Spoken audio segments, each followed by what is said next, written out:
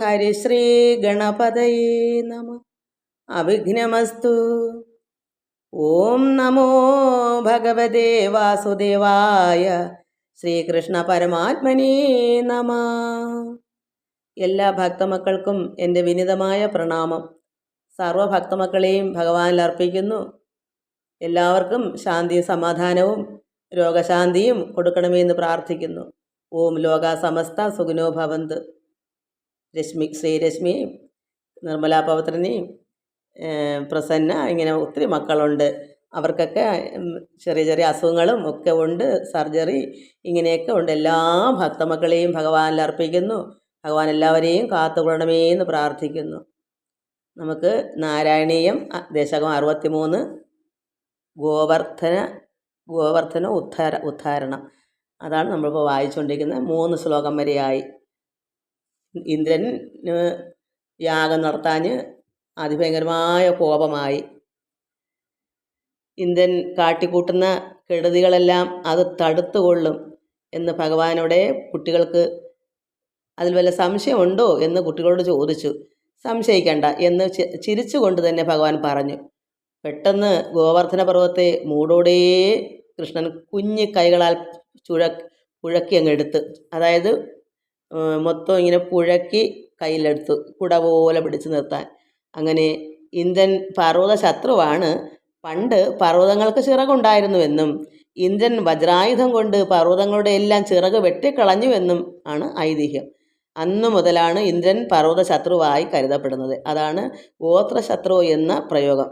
ആ ഇന്ദ്രൻ ഇപ്പോൾ ഇവിടെ കുലശത്രുവായിരിക്കുകയാണ്. അത് അമ്പാടിയിലെ ഈ വ്രജത്തിലെ ശത്രുവായിരിക്കുകയാണ്. കാരണം അവിടുത്തെ യാഗം, ആ ഭാഗത്തെ ആ പ്രദേശത്തെ യാഗം ഇന്ദ്രന് കൊടുക്കാതെ ഗോവർദ്ധന പർവ്വതത്തെ പൂജിച്ചത് കൊണ്ട് ഇന്ദ്രൻ അതിഭയങ്കര ശത്രുവായിട്ട് അവിടെ നശിപ്പിക്കാൻ അദ്ദേഹം ഭയങ്കര മഴ പെയ്യിപ്പിക്കുവാണ്, പേമാരി. അത് നമുക്ക് വായിക്കാം.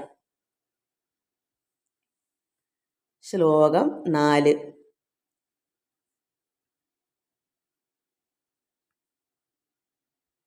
തദനു ഗിരിവരസ്യ പ്രോധൃതസ്യാസ്യ താവൽ സിഗതിലമൃദുദേശേ ദൂരദോ വാരിതാപേ പരികര പരിമിശ്രാന്ധേനു ഗോപാൻ അധസ്താൽ ഉപനിദധൽ അദദ്ധാഹസ്തേ പത്മേന ശൈലം. തദനു ഗിരിവരസ്യ പ്രോധൃതസ്യാസ്യ താവൽ സിഗതിലമൃദുദേശേ ദൂരദോ വാരിതാപേ പരികര പരിമിശ്രാന്ധേനു ഗോപാൻ അധസ്താൽ ഉപനിദധൽ അദദ്ധാഹസ്തേ പത്മേന ശൈലം. ഭഗവാൻ കൃഷ്ണൻ അതിഭയങ്കരമായ പേമാരിയിൽ നിന്നും അമ്പാടിവാസികളെ രക്ഷിക്കാനായി, കാരണം അവിടുത്തെ കുട്ടികൾ ഗോപന്മാരെല്ലാവരും പശുക്കളെയും കൊണ്ട് അതാണല്ലോ അവിടുത്തെ കൃഷി. അപ്പം 1-2 പശുക്കളോ വല്ലതും ആണോ? 1-2 കുട്ടികളാണോ? ഒരുപാട് പശുക്കളും ഗോപന്മാരും ഉണ്ട്. അപ്പോൾ അമ്പാടിവാസികളെ രക്ഷിക്കാനായി ഗോവർദ്ധന പർവ്വതത്തെ ഇളക്കിയെടുത്ത് അതിന് ചുവട്ടിൽ കുട പോലെ പിടിച്ച് നിൽക്കുക. അപ്പോൾ അതിൻ്റെ ചുവട്ടിൽ പ്രജാവാസികളും അവരുടെ സാമഗ്രികളെയും, പശുക്കളും ആഹാരവും ഒക്കെ കാണുമല്ലോ, കയ്യിൽ എന്തെല്ലാം ഉണ്ടോ അതെല്ലാം എടുത്ത് സുരക്ഷിതമാക്കിക്കൊണ്ട് ഒറ്റ കൈയാൽ പർവ്വതം പൊക്കി നിന്നു ഭഗവാൻ. ആ പർവ്വതം എത്രമാത്രം ഭയങ്കരമായിരിക്കണം. ഇവരെല്ലാവരെയും, ഈ പശുക്കളെ, അതിലെല്ലാം ഗോപന്മാരെയും അവരുടെ സാധനങ്ങളും ഒക്കെ അതിന് കുടക്കീഴിൽ നിർത്തണമെങ്കിൽ അപ്പോൾ അത്രമാത്രം വലിയ പർവ്വതമാണല്ലോ. അതുകൊണ്ട് ഈ പ്രജാവാസികളെല്ലാം ആ കുടക്കീഴിൽ, ആ പർവ്വതത്തിന് കീഴിൽ നിന്ന് സുഖമായി സുരക്ഷിതമാക്കിക്കൊണ്ട് ഭഗവാൻ എന്ത് ചെയ്തു? ഒറ്റ കൈയാൽ ആ പർവ്വതം പൊക്കി നിന്നു. ആർക്കും തന്നെ അവിടെ യാതൊരു ബദ്ധപ്പാടും ഉണ്ടായില്ല. ഭഗവാനും അവിടെ ബദ്ധപ്പാടുണ്ടോ അതും അറിയാൻ വയ്യ. ഭഗവാന് കണ്ടിട്ട് ആർക്കും ഒന്നും തോന്നുന്നില്ലല്ലോ.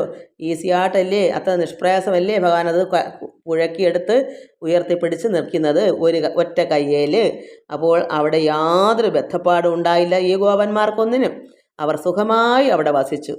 അപ്പോൾ അത്രമാത്രം ഭഗവാനെ കൊണ്ട് എന്താ അസാധ്യം?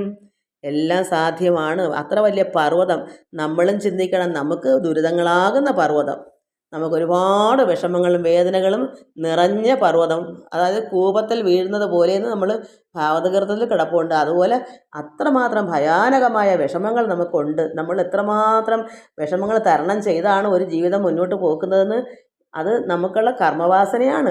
അപ്പോൾ അങ്ങനെ നോക്കുമ്പോൾ ഭഗവാനോട് പ്രാർത്ഥിക്കുന്ന കുട്ടികൾക്കൊക്കെ ഭഗവാൻ നിഷ്പ്രയാസം ആ പർവ്വതത്തെ എടുത്ത് പൊക്കി. കാരണം എന്താ, ഭഗവാൻ അത്രമാത്രം സ്നേഹം ആ കുട്ടികൾക്കും കൊടുക്കുന്നു. ആ കുട്ടികളും പശുക്കളും എല്ലാം ഭഗവാനും അത്ര പ്രിയമാണ്. ഭഗവാന്റെ ഭക്തരും കൂട്ടാളികളും ഒക്കെയാണ് കുട്ടികൾ.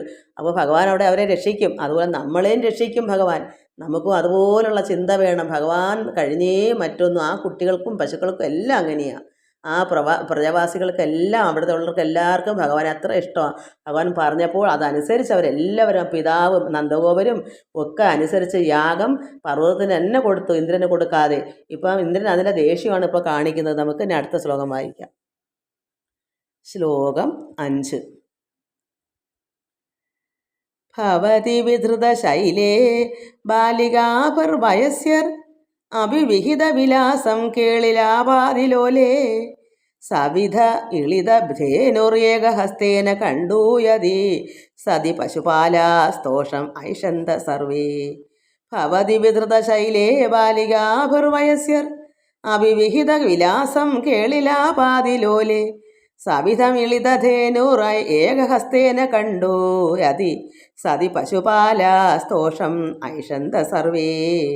ഒന്നും കൂടെ. ഭവതി വിധൃതശൈലേ ബാലികാപർവയസ്യർ അവിവിഹിതവിലാസം കേളിലാപാതിലോലേ സവിധമിളിതധേനുർ ഏകഹസ്തേന കണ്ടൂയതി സതി പശുപാലാസ്തോഷം ഐഷന്ത സർവേ.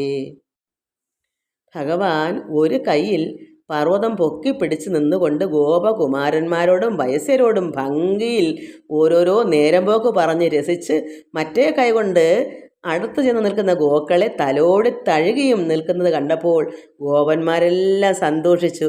എത്ര സന്തോഷമാണ്! കാരണം ഭഗവാന് വല്ല പ്രയാസമുണ്ടോ? എന്ത് നിഷ്പ്രയാസമാണ് ഈ പർവ്വതം എടുത്ത് പൊക്കിയിട്ട് ഒറ്റ കയ്യിൽ നിർത്തിയിട്ട് പശുക്കളെയും ഒരു കണ്ട് തടവുന്നത്. എത്ര സ്നേഹവും വാത്സല്യവും ഉണ്ട് ആ കുട്ടികളോടും ആ പശുക്കളോടും. ആ സ്നേഹം കൊണ്ടല്ലേ ഭഗവാൻ അത്രയും വലിയ പർവ്വതം എടുത്ത് കയ്യിൽ നിർത്തുന്നത്. എന്നിട്ട് ഭഗവാൻ ആ ഗോക്കളെയൊക്കെ ഒരു കൈ കൊണ്ട് തടവുന്നു. അത് എത്രമാത്രം ഗോപന്മാർക്കൊക്കെ സന്തോഷമായി. അടുത്ത ശ്ലോകം വായിക്കാം. ശ്ലോകം 6. അതിമഹാൻ ഗിരിർ യേഷതു വാമകേ കരസരോരുഹീതം ധരതേ ചിരം കിമിതം അത്ഭുതം അദ്രിബലം ന്യുതി ത്വത് അവലോകിഭിർ ആഗതി ഗോപകൈ. അതിമഹാൻ ഗിരിരേഷതു വാമകേ കരസരോരുഹിതം ധരതേ ചിരം കിമിതം അത്ഭുതം അദ്രിബലം ന്യുതി ത്വത് അവലോകിഭിർ ആഗതി ഗോപകൈ. ഇവിടെ ഗോപന്മാർ പറയുന്നു, വലിയ ഗോവർദ്ധനത്തെ ഒറ്റ കയ്യിൽ താങ്ങി നിൽക്കുന്ന ഭഗവാന്റെ ആ കൃഷ്ണൻ്റെ നിൽപ്പ് കണ്ട് ഭഗവാൻ അങ്ങയെ നോക്കി ഗോപന്മാർ പറയുന്നു, ഈ പർവ്വതമാണെങ്കിൽ എത്ര വലുതാണ്, കൃഷ്ണനോ ചെറുതും. ഈ കൊച്ചു ബാലൻ ഈ പടുകൂറ്റൻ പർവ്വതത്തെ ഇടത്തെ കയ്യിൽ വഹിച്ച് ഒരേ നിൽപ്പ് നിൽക്കുന്നത് എന്ത് അത്ഭുതമാണ്. കുട്ടികൾക്ക് സംശയം, ഇത് എങ്ങനെ ഇത്രയൊക്കെ പറ്റുന്നത്? അത് കുഞ്ഞുങ്ങളിങ്ങനെ ഭഗവാനോ നോക്കി ഇങ്ങനെ പറയുന്നത്, ഇത് പർവ്വതത്തിൻ്റെ ശക്തി ആയിരിക്കുമോ? കാരണം പർവ്വതത്തിന് ശക്തിയുണ്ട്. കാരണം പ്രത്യക്ഷത്തിൽ വന്നല്ലോ, പർവ്വതദേവൻ വന്ന് സ്വീകരിച്ച് ഈ പൂജകളെല്ലാം. അതുകൊണ്ട് കുട്ടികൾക്കൊരു സംശയമുണ്ട്, പർവ്വതത്തിൻ്റെ തന്നെ ശക്തിയാണോ? ചിറകില്ലെങ്കിലും പർവ്വതത്തിന് ആകാശത്ത് പൊങ്ങി നിൽക്കാൻ ശക്തി ഉണ്ടായിരിക്കുമോ? ഇതൊക്കെയാണ് അവരുടെ സംശയങ്ങൾ. ഗോപന്മാർ ഇങ്ങനെ സംശയിച്ചു, ഇത് പർവ്വതത്തിൻ്റെ ശക്തി ആയിരിക്കും. അതായത് ഈ കൊച്ചു കുഞ്ഞിനെ കൊണ്ട് ഇത്രയും കൊച്ചു കുട്ടിയല്ലേ കൃഷ്ണൻ, ഇത്രയും പടുകൂറ്റൻ പർവ്വം എടുത്ത് പൊക്കി നിൽക്കണമെങ്കിൽ ഇത് പർവ്വതത്തിൻ്റെ ശക്തി അങ്ങനെ ആയിരിക്കും. ചിറകില്ലെങ്കിലും പർവ്വതത്തിന് ശക്തി ഉണ്ടെന്നുള്ള ഒരു തോന്നൽ കുട്ടികൾക്കുള്ള ഉള്ളിൽ. അങ്ങനെ അവർക്ക് സംശയമുണ്ട്. എന്താ കാരണം അങ്ങനെ സംശയിക്കാൻ? പൂജ കൊടുത്ത് യാഗം ചെയ്തപ്പോൾ പർവ്വതദേവൻ വന്ന് പ്രത്യക്ഷമായി ആ പൂജകളെല്ലാം സ്വീകരിച്ചതുകൊണ്ട് കുട്ടികൾക്കൊരു സംശയമുണ്ട്, ഇത് പർവ്വതത്തിൻ്റെ തന്നെ ശക്തി ആയിരിക്കും എന്ന്. പക്ഷേ അത് ഭഗവാൻ അങ്ങനെയാണെന്ന് വെളിപ്പെടുത്തിയിട്ടില്ലല്ലോ. അതുകൊണ്ട് കുട്ടികൾ അങ്ങനെ സംശയിക്കുന്ന എന്തെങ്കിലും തെറ്റുണ്ടോ?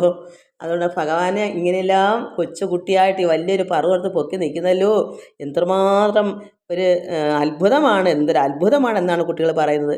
എല്ലാവർക്കും നമസ്കാരം.